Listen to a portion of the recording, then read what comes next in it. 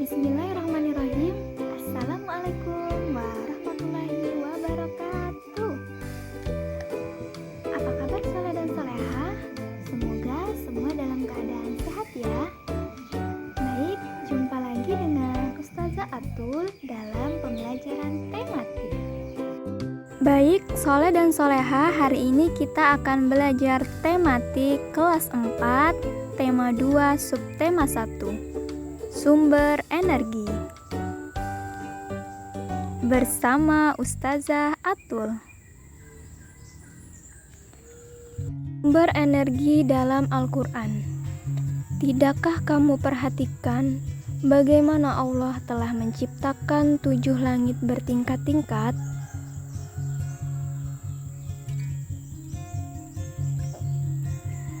Allah menciptakan padanya bulan sebagai cahaya dan menjadikan matahari sebagai pelita.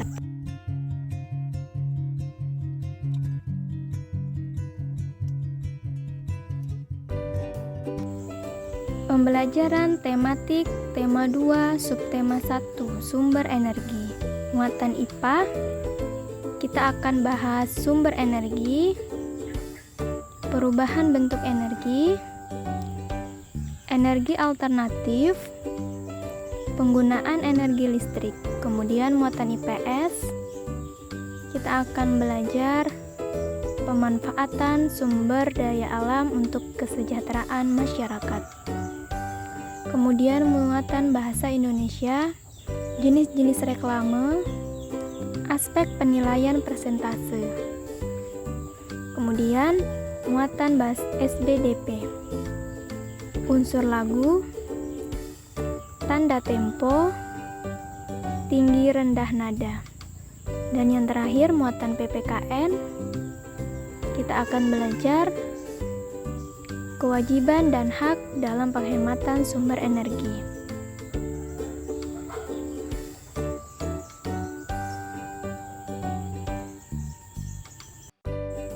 Bismillah, kita ke muatan IPA.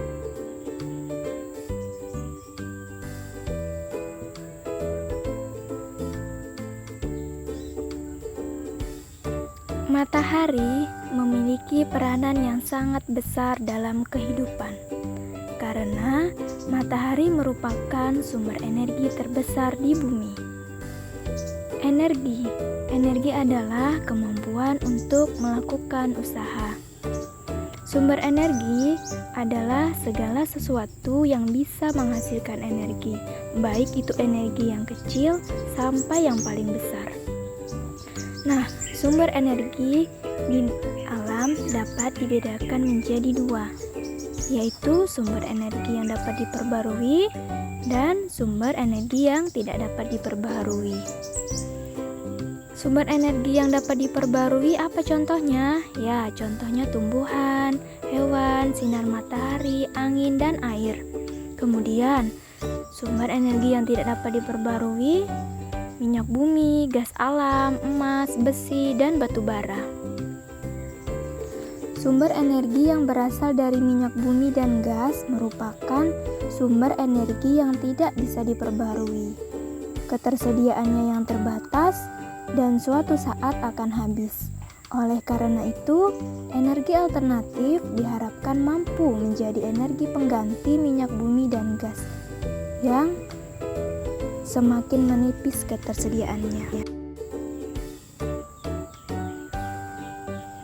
Sumber energi alternatif yang dikembangkan saat ini memanfaatkan sumber energi yang tersedia di alam dan ketersediaannya tidak akan habis, yaitu berupa energi dari matahari, angin, air, panas bumi, dan bahan bakar organik.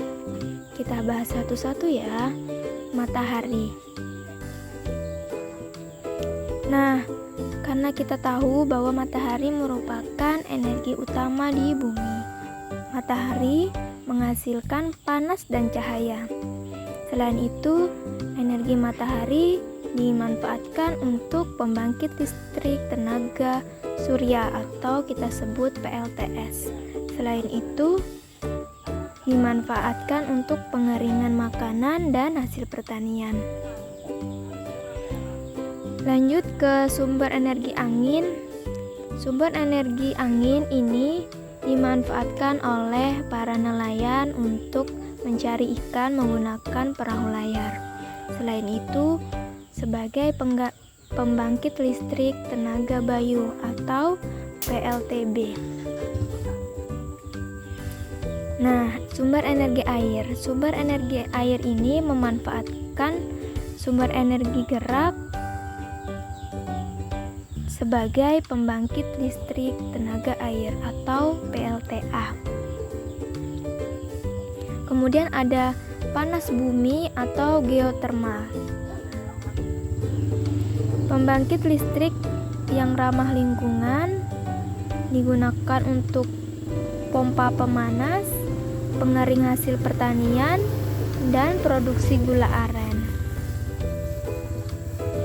Dan yang terakhir ada bahan bakar organik, yaitu bahan bakar yang berasal dari tumbuh-tumbuhan. Misalnya ada biodiesel sebagai pengganti solar, bioetanol pengganti bensin, dan biogas pengganti BBM. Energi listrik adalah energi yang timbul karena adanya arus listrik. Energi listrik ini banyak dimanfaatkan dalam alat-alat rumah tangga. Misalnya lampu belajar, mesin cuci, AC, blender, setrika, kulkas, kipas angin, handphone, televisi, radio, dan laptop. Penggunaan energi listrik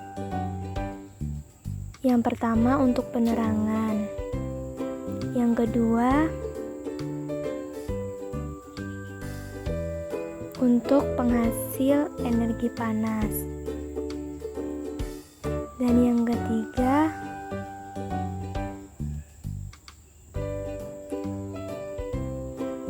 untuk penghasil energi gerak. Perubahan bentuk energi.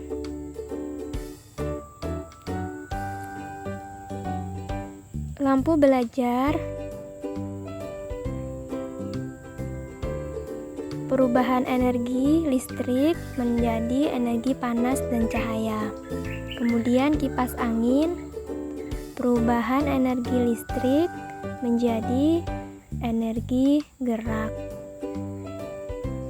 Kemudian ada radio, perubahan energi listriknya dari energi listrik menjadi energi bunyi.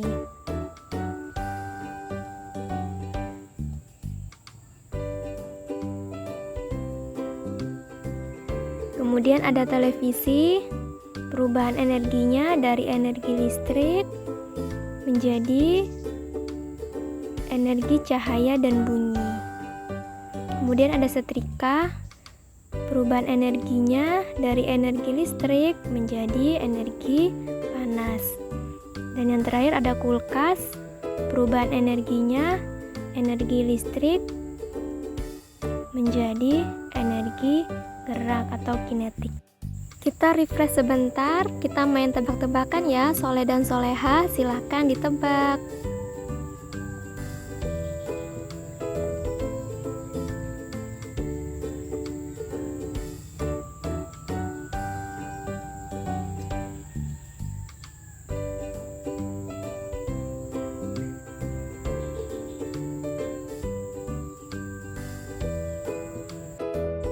Bismillah, kita masuk ke muatan IPS.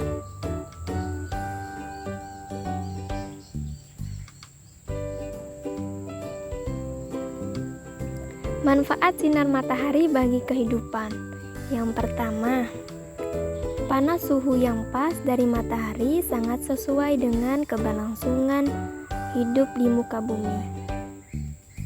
Yang kedua, adanya angin, siklus hujan, penentu cuaca dan iklim. Yang ketiga, proses fotosintesis tumbuhan sehingga tumbuhan tersebut menghasilkan oksigen dan oksigen berperan sebagai sumber pernapasan bagi manusia dan hewan. Dan yang keempat, pembangkit listrik tenaga surya biasanya dipasang-pasang di atap rumah di daerah perkotaan. Kemudian manfaat matahari yang kelima ada untuk menjemur pakaian, makanan maupun hasil pertanian. Kemudian yang keenam, sumber vitamin D yang baik untuk pembentukan tulang. Dan yang ketujuh, bermanfaat sekali bagi petani garam, pengusaha ikan asin, dan pengusaha kerupuk. Dan yang terakhir, sistem tata surya di angkasa dapat bergerak karena ditahan oleh gaya gravitasi matahari yang sangat besar.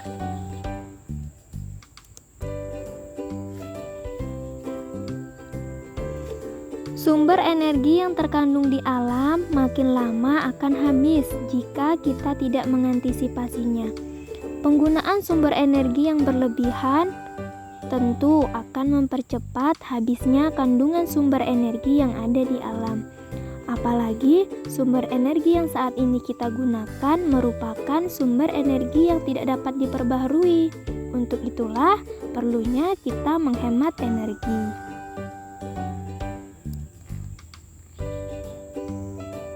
Nah, berikut contoh sikap kita untuk menghemat energi. Yang pertama, kita menggunakan peralatan listrik yang daya wattnya rendah, jadi bisa menghemat. Kemudian, mematikan lampu di siang hari. Yang ketiga, menggunakan listrik seperlunya. Dan yang keempat, menggunakan kendaraan hemat bahan bakar. Dan yang terakhir, mematikan keran air setelah digunakan. Kita ke muatan bahasa Indonesia.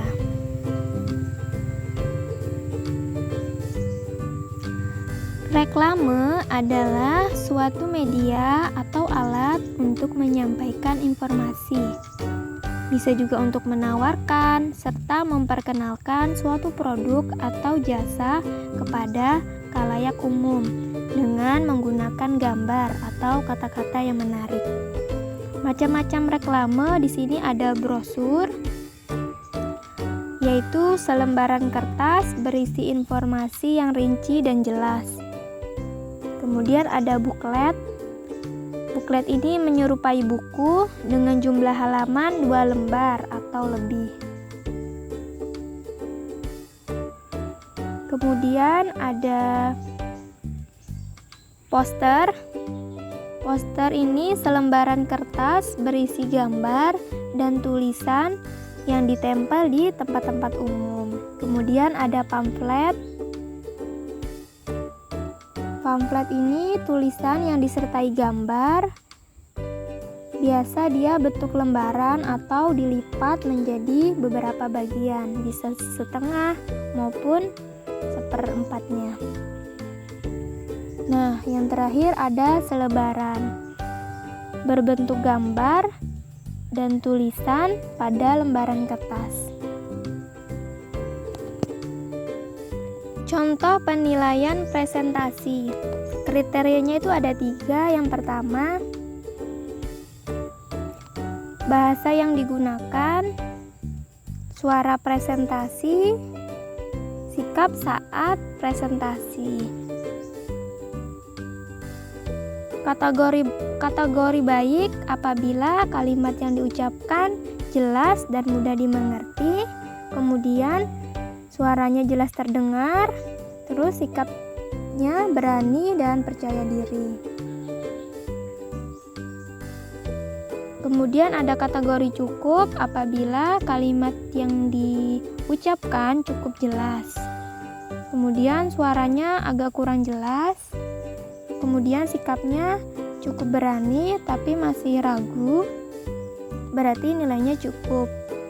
Kemudian kategori harus berlatih lagi, yaitu apabila kalimat yang diucapkan sulit dimengerti oleh pendengar. Kemudian suara tidak terdengar. Kemudian sikap tidak percaya diri atau malu, bahkan tidak mau berbicara. Bismillah, kita masuk ke SBDP.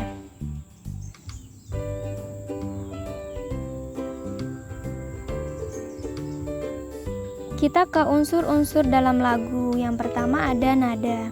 Nada adalah bunyi yang beraturan dan memiliki frekuensi tunggal tertentu. Nada ditulis dalam bentuk simbol. Dalam lagu, simbol nada disebut notasi. Penulisan lagu biasanya menggunakan notasi angka. Notasi angka adalah notasi yang ditulis menggunakan simbol-simbol angka. Notasi angka terdiri dari angka 1, 2, 3, 4, 5, 6, dan 7.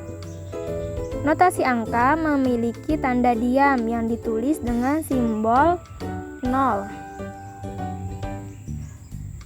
Kemudian notasi rendah ditulis dengan meletakkan titik di bawah nada. Kemudian notasi tinggi ditulis dengan meletakkan titik di atas nada. Dan notasi sedang, penulisan notnya tetap tidak memiliki titik di atas maupun di bawah. Berikut contohnya.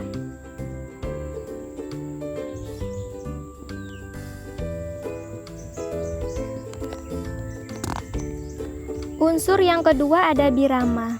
Birama adalah bagian dari suatu melodi yang menunjukkan jumlah ketukan dalam bagian tersebut. Macam-macam birama, ada birama 3/4 yang artinya setiap birama berarti terdiri atas 3 ketukan. Birama 4/4 yang artinya setiap birama terdiri atas 4 ketukan. Kemudian ada birama 6/8 yang terdiri dari 6 ketukan. Selanjutnya ada birama 2/4 yang terdiri atas 2 ketukan. Kemudian unsur yang ketiga ada melodi. Melodi yaitu susunan rangkaian dari 3 nada atau lebih dalam musik yang terdengar berurutan dan berirama. Kemudian unsur yang keempat ada tempo. Tempo adalah cepat lambatnya lagu saat dimainkan. Tempo ada tempo lambat. Tempo lambat terdiri dari grave, lento, adagio, dan largo. Kemudian tempo sedang. Pembagian tempo sedang ada moderato, andante, dan andantino. Kemudian tempo cepat, pembagiannya ada allegretto, vivace, dan presto. Ayo kita main tebak-tebakan lagi ya. Silahkan ditebak Soleh dan Soleha.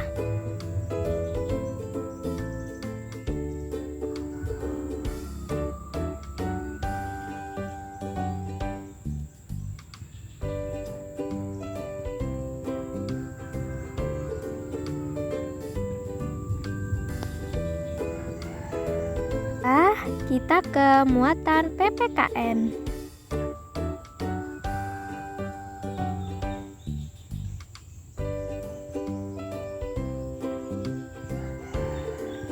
Kewajiban dan hak. Kewajiban adalah sesuatu yang wajib kita laksanakan. Sedangkan hak adalah sesuatu yang dapat kita peroleh sejak kita lahir. Dengan demikian, antara kewajiban dan hak harus dilaksanakan dengan seimbang. Hak yang bisa kita dapat di lingkungan sekitar yaitu kita berhak memperoleh lingkungan yang indah dan nyaman. Kita berhak mendapatkan air bersih dan sehat. Kita berhak mendapatkan aliran listrik dan telepon. Kemudian kita berhak memperoleh dan memanfaatkan sumber daya energi untuk memenuhi kebutuhan sehari-hari. Di samping itu, tentu diimbangi juga dengan kewajiban yang harus kita lakukan soleh-solehah, yaitu tentunya kita harus tetap menjaga kebersihan lingkungan kita, merawat lingkungan kita, menghemat pemakaian air, listrik, dan telepon. Kemudian, memanfaatkan energi alternatif yang ada.